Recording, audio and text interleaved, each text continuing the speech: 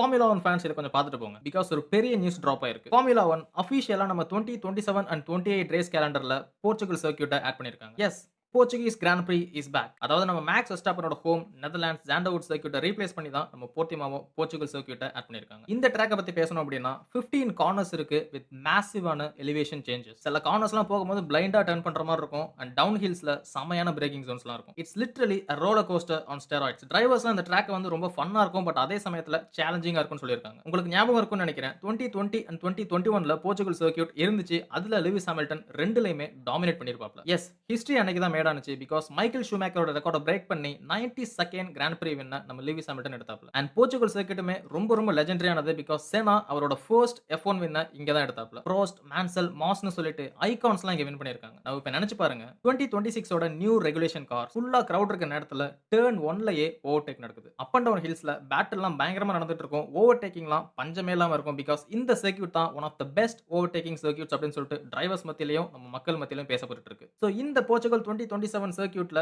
யார் வின் பண்ணுவான்னு சொல்லிட்டு நீங்க நினைக்கிறீங்க? லாண்டோ நாரிஸ், மேக்ஸ் வெஸ்டாப்பன் இல்ல ஃபெராரி மறுபடியும் டாமினேட் பண்ணுவாங்களா? எனக்கு தெரியல. நீங்க கமெண்ட்ல சொல்லுங்க. And F1 is coming back to Portugal. So subscribe பண்ணிக்கோங்க. Football, cricket and formula 1 news daily உங்களுக்கு வந்துட்டு இருக்கும்.